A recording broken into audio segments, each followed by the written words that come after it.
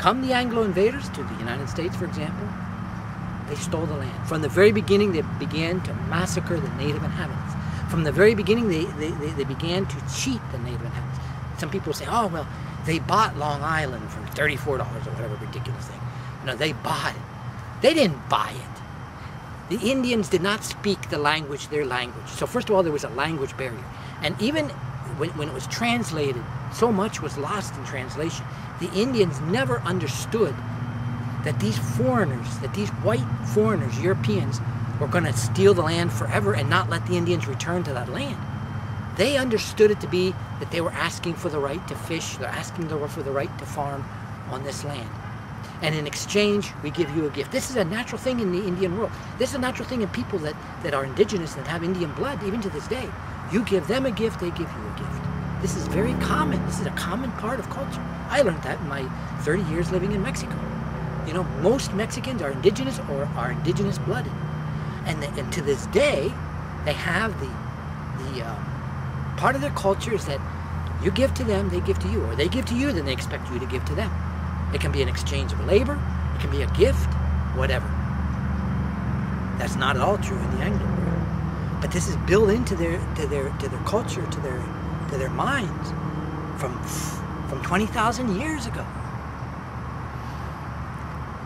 But the Anglo invaders that came to the United States did not have that belief, and they supposedly were Christian, but it's not part of the Christian religion, obviously. Or if it is a part of the Christian religion, the Christians don't practice it.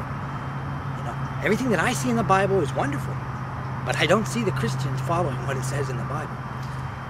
So, come these supposedly Christian Anglo invaders and later Irish invaders and German invaders, but mostly Anglo invaders and French invaders. And they killed the Indians. They simply killed the Indians. They exterminated the Indians. Why are there no Indians in New York and Pennsylvania and New Jersey? They killed every last one of them. They completely and totally exterminated them. Stole the land. You know, I read the history of Pennsylvania, the Indian history of Pennsylvania. And they said, no, in the time of William Penn, he was a good person because he protected the Indians. Lies, lies, lies, lies. But that he came to a certain land and there were no Indians there. So it was free land. So they just took it. Well, for a long, it wasn't free for long because they fenced it off right off the bat. You know, they had the right to live there. Yes, they did. A person has the right to travel. A person has the right to go anywhere they want to go. And if nobody is using the piece of land in that stream, you have the right to fish. You have the right to put your little house there. Humble house, as it should be. You know? Yes, you have that right. But you don't have the right to fence it off and say, oh, this spring is my spring because I discovered it. You know, this river is my river because I discovered it. This land, this mountain is my mountain because it's mine. Burn in hell, jerk. It's not yours. It belongs to God and belongs to all the people. Yes, you have the right to use it, and so does everybody else. But the Anglo invaders that came, they first said there was nobody here, so we're going to take this land. And where there was somebody there, they killed them. They chased them off. They cheated them. They made cheating deals with them to confuse them. The Indians never sold land to abandon the land that they understood that it meant that they could never return to that land. They thought they were just giving permission for the use of the land. The land is stolen. Those people that own plots of land in Pennsylvania, New Jersey, New York, Texas, Oregon, California, anywhere in the United States, or in any other country where the land has been stolen from the indigenous inhabitants, are sitting on stolen land. I bought this land, I have the deed to this land, the government recognizes I own this, but you're holding stolen land because it never was your land. The land belongs to God, thereby for use for all the people. Yes, you have the right to your home. Yes, you have the right to security in your home. Yes, around your house, your humble house, not your 20-story mansion on 50 acres of land. That's absurd. You know, on your humble house, you have the right to that house. See, without taxes, no government, no fascist government has the right to tax you.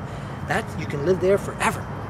And you have the right to be secure around your house, in a reasonable piece of area around your house. Reasonable. But beyond that, unused land is public land. It's public land. The government is here. The role of government should be to administer the land, to see to it that nobody lacks a place to lay down their head, that nobody lacks a place, if they so choose, to live off the land, that everyone has the right to do that and to live off the land. Though for those who say, no, there's not enough land, lie. There's more than enough land. No, there's not enough land that's not been stolen. There's no land that's not been stolen. But if we take back the land that has been stolen, there's plenty of land. There's no logical reason that there's people and developments that have this huge amount of grass. For what? Oh, it looks good. It looks good up your ass, you know? When there's people that have to sleep under bridges, this is how I cannot understand the concept of cruelty, of how people can be allowed to sleep under a bridge or in the woods or hidden somewhere in the filth along a trash can. Human beings, I don't care if they have a drug problem or an alcohol problem or they're little Looney Tunes or whatever the problem is, they're human beings. And yet we allow them to live like that. When, if they sit down and, you know, well, you can build your little shack here or put up your little tent, we'll give you this little piece of lawn. We got a lot of lawn, we don't use it for nothing, you know, and there you can be secure. Even for those good-minded people that do that, the fascist government comes and says, oh, well, this regulation and that regulation, and they can't live, and blah, blah, blah, blah, blah, blah. And why do we obey this fascist mafia that runs the government, that makes these laws that deny people the right to land? But yet we obey it, so we're guilty. All of you Americans, and I'm speaking particularly of the United States, I cannot speak of other countries that I have not been to. I can speak of Mexico, but that's a different story, and I'll speak to that in another video. But in the United States, I know that's a fact in the United States as I travel coast to coast. People have the guilt. You have the fault because you allow this fascist government to maintain power. You continue to support their police forces, their military, that continue to deny the most human, basic right to land. I know a lot of the homeless don't want land. I realize that because it's easier for them to work for the rich man and get paid and rent a room. If that's easier for you to do, fine, you have that right too. But for those that want to be free, for those that don't want to have a rich person albatross over their head, that want to live, and it's very, very hard to live off the land. Whether it's hard or not is immaterial. We have the right to live freely off the land, all the land that is available to use.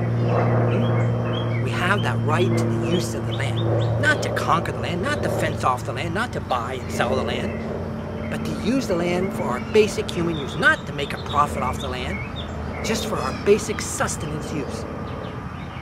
In the United States, if you're caught fishing without a license, you can go to jail. In the United States, if you're caught sleeping on a piece of land that you don't own, even public land, you can't legally sleep on most public land. The national forest, supposedly you can camp there, but you still can't camp there without a permit, and it's so far away from civilization you can't survive there, and they're not going to let you hunt, and they're not going to let you fish without a permit, and they're not going to let you live there for a long period of time. So for all practical purposes, no, you cannot live on public land, you cannot live on private land.